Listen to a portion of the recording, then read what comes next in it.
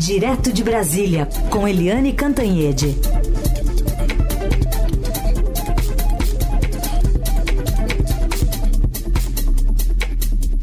Oi, Eliane, bom dia. Bom dia, Raíssen, bem-vindo. Obrigado. Voltando hoje o Raíssen Abac aqui, Eliane, para o Jornal Dourado. Vai seguir conosco aqui depois das férias. Está descansadinho, viu? Que ótimo. Bom dia para você também, Carolina. Bom dia, ouvintes. Eliane, vamos nos debruçar aqui sobre os desdobramentos envolvendo o caso das joias, né? Que, enfim, de alguma forma trazem à tona de volta o presidente, uma possível articulação do presidente Bolsonaro, do ex-presidente, junto com a ex-primeira-dama, nesse circuito de vender as joias que foram dadas por governos sauditas. Depois, operação resgate, da recompra, né, dessas joias, porque o TCU pediu de volta. A gente ouve aqui um trechinho da fala do ex-presidente, uma entrevista a um canal de YouTube chamado Te Atualizei, agora no fim de semana, reforçando que é aquela retórica de que estão querendo me atingir. Vamos lá. Não esquece o sofrimento das 200 e poucas pessoas, são 6 meses presos. Eu tenho 2 auxiliares meus direto presos há 90 dias. Tem 2 que não eram diretos meus, mas estão presos ainda, são da ativa, o Cid, mas o Sargento Reis. E cuja punição, se fossem culpados, pode até ser, não sei, não seria passível dessa preventiva que estão sofrendo agora. O objetivo é sempre aquela história, uma delação premiada, vai delatar o quê? E a outra é me atingir. E o próximo passo é quebra de sigilo, né? Exatamente, né? Foi furo meu no Estadão na sexta-feira, que a Polícia Federal pediu a quebra de sigilo fiscal e bancário do ex-presidente Jair Bolsonaro ao Supremo Tribunal Federal. E agora também veio a confirmação, já no sábado, de que a polícia também pediu a quebra de sigilo fiscal e bancário da Michele Bolsonaro, mulher do ex-presidente da República. Então, as investigações avançam e tá claro, né? O Bolsonaro, nessa fala dele, se sentindo vítima, defendendo, estão presos lá. Por que que essas pessoas foram presas? Vamos ver. Por que que o Anderson Torres, ministro da Justiça da era Bolsonaro, foi preso? Né? Por todas as evidências de que ele atuava a favor de um golpe. Né? Evidências claras nas ações, naquela minuta de golpe em casa dele, naquelas reuniões para decidir atrapalhar as eleições lá no Nordeste, os eleitores do Lula. Por que que o Mauro Cid, né, o tenente-coronel da ativa do Exército, está preso? Porque o Mauro Cid era ajudante de ordens do Bolsonaro e está envolvido em todos os crimes que levam ao Bolsonaro, né? Atestado de vacina falso, joias da Arábia Saudita, vazamento de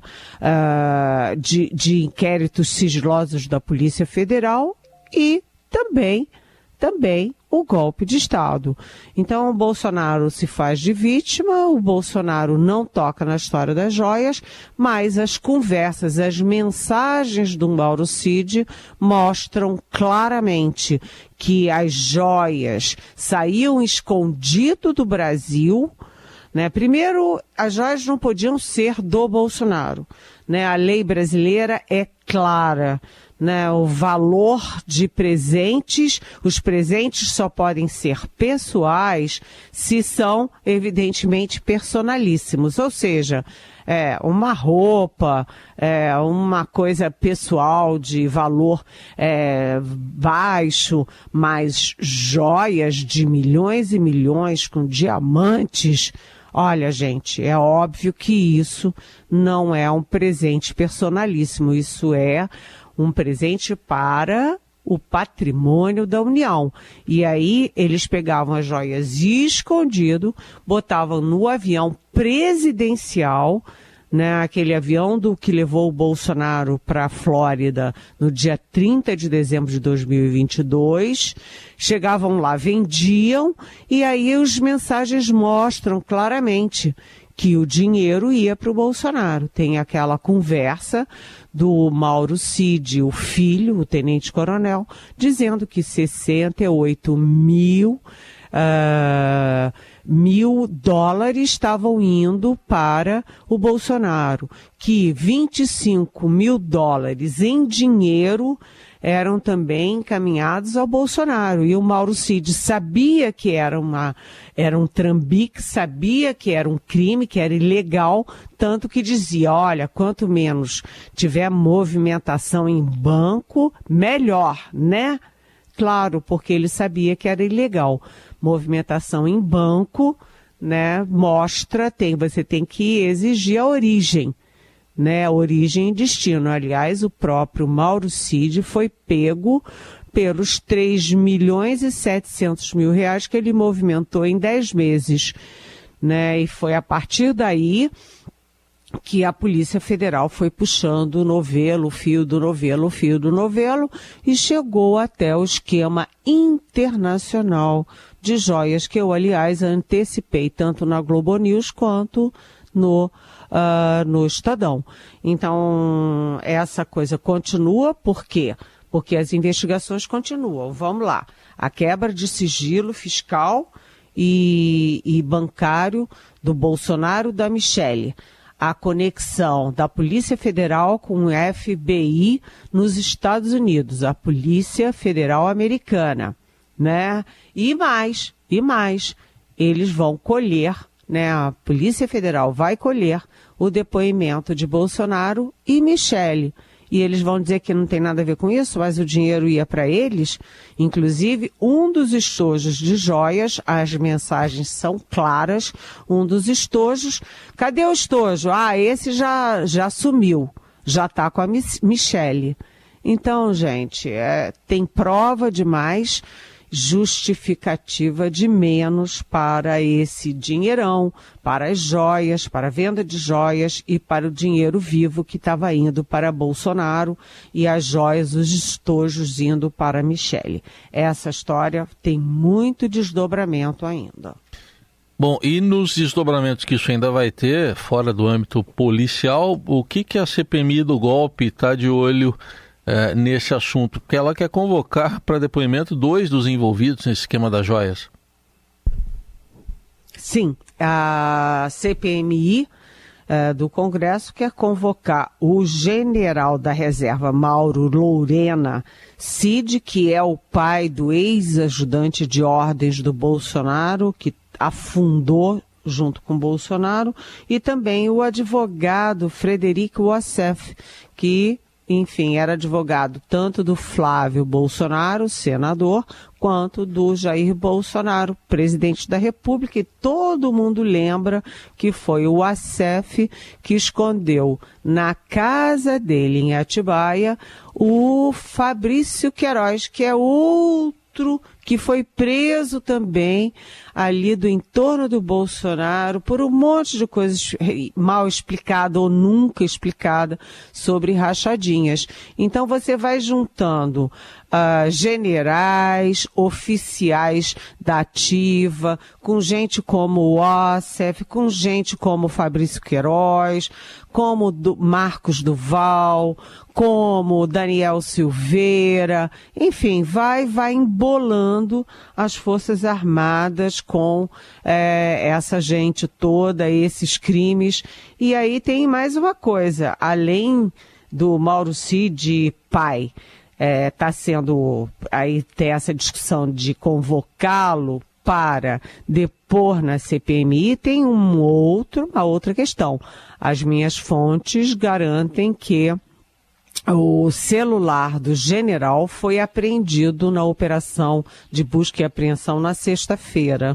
E aí esse celular pode ter muita coisa com 2 frentes, né? 2 frentes. Uma é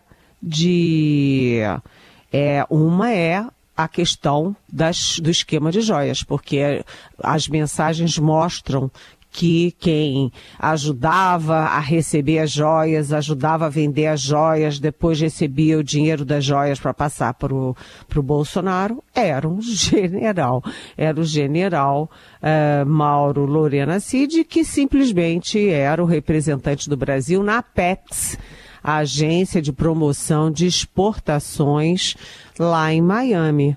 Então, o celular dele pode ter muita coisa, pode ter datas, valores, descrição de joias, nomes, né, endereços, pode ter muita coisa, mas tem um outro problema. O general da reserva Mauro Cid, quando o filho dele caiu em desgraça, ele saiu de Miami, correu para Brasília para ficar pressionando o comando do Exército, né? O comando do Exército, o alto comando do Exército, e claro que ele não fala com sargento e tenente, né? O contato dele é com os generais, até porque ele foi integrante do alto comando do Exército. E vocês já imaginaram o que pode ter nas conversas dele com os generais no celular, mensagens e conversas e telefonemas? Então tem dois alvos ali. Um é o alvo da PF, que é exatamente o esquema internacional de drogas.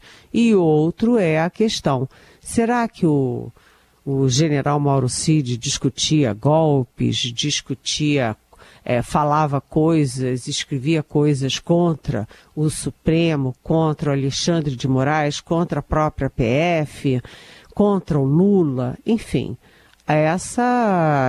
Essas investigações estão muito avançadas, mas tem muita coisa ainda que pode vir. Por isso é que o título da minha coluna ontem é O Celular do General, as Cobras e Lagartos.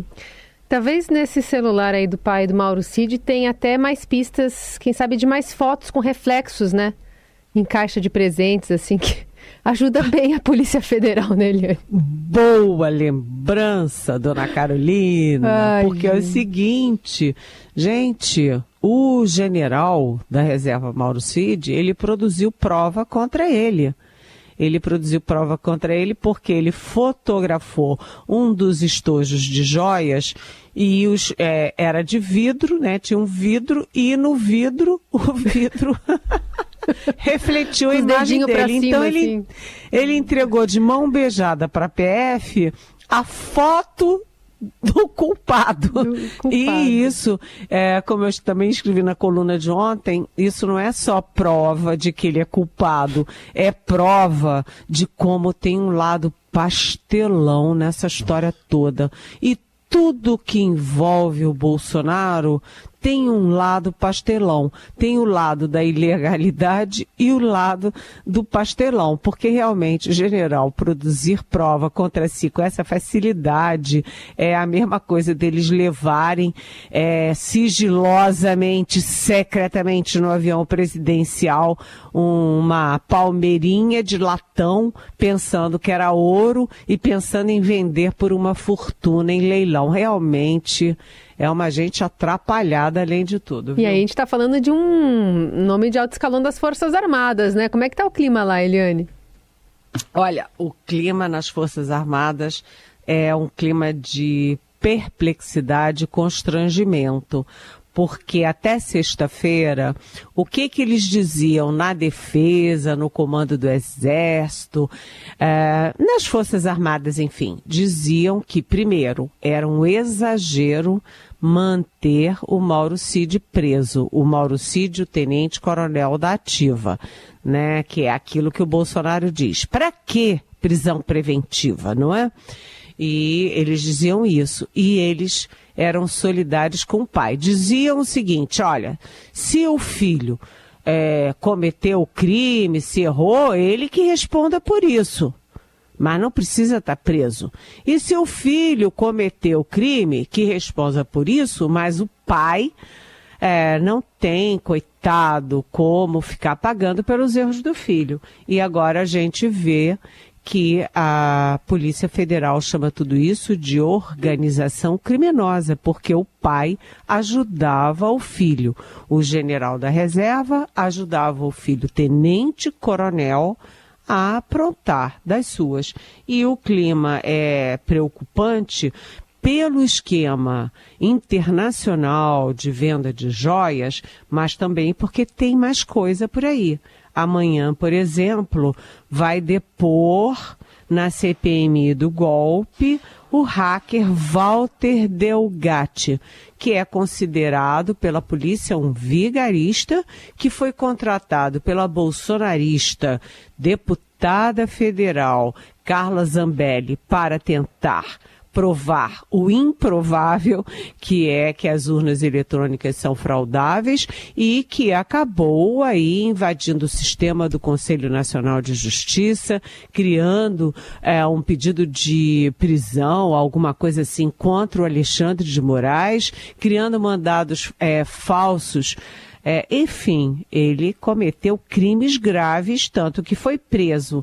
E por que o Exército, principalmente a Defesa, as Forças Armadas em geral, estão preocupadas com esse depoimento do Walter Delgatti? Porque o advogado dele diz que ele foi ao Ministério da Defesa se reunir com aquela comissão imposta pelo Bolsonaro para desacreditar, desqualificar as urnas eletrônicas. Aquela comissão, que era formada por militares, funcionava no Ministério da Defesa. E onde? No andar do ministro da Defesa, que na época era o general Paulo Sérgio. Ou seja, o que esse hacker pode contar sobre essa comissão, sobre a defesa, sobre os generais na era Bolsonaro? Então, tudo muito preocupante. Tem o celular do general da reserva Mauro Cid, tem o Delgatti, que tem muita coisa para contar, tem o tenente-coronel da ativa Mauro Cid, e tem quase 20 militares que estão aí na mira de investigações contra golpe, contra a pandemia, enfim. As Forças Armadas foram muito severamente machucadas pelo presidente e pelo governo Bolsonaro. Seguimos com o Jornal Eldorado, análise política direto de Brasília com Eliane Cantanhede. Eliane, ainda sobre Forças Armadas, mas com outro enfoque agora, o que você traz aqui de apuração sobre o PAC direcionado para a área de defesa, o PAC que foi lançado na última sexta-feira, o novo PAC pelo presidente Lula? Pois é, o novo PAC foi uma cerimônia portentosa no Teatro Municipal do Rio de Janeiro, o icônico Teatro Municipal do Rio de Janeiro. Foram praticamente todos os ministros, né, foram governadores, foram prefeitos. Foi um grande evento do Lula que, cá para nós, né, aqui baixinho, foi, vamos dizer assim, um tanto abafado, porque teve a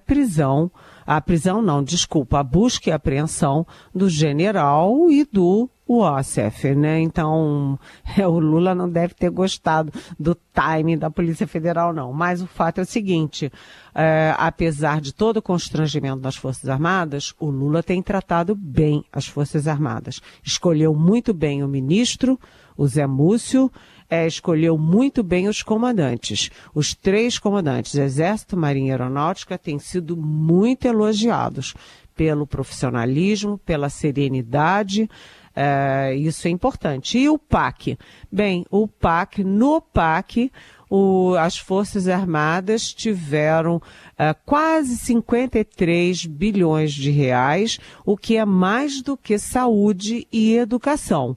Foi um gesto do Lula a favor das Forças Armadas, a favor da tecnologia, a favor dos avanços, por exemplo, na área nuclear.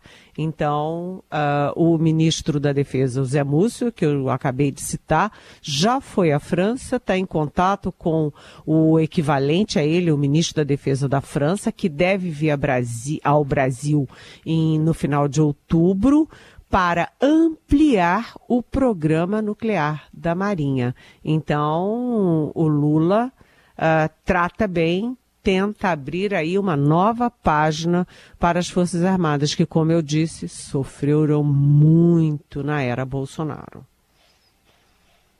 É isso. Bom, Eliane, ainda para a gente fechar, queria que você falasse um pouquinho sobre outro assunto, que é a agenda do Supremo Tribunal Federal. Está cheia, né? E tem o juiz das garantias que você mencionou, que estava, enfim, precisando dessa decisão que deve sair nessa semana. Exatamente. São 2 votações, 2 julgamentos importantes no Supremo para a gente acompanhar de perto.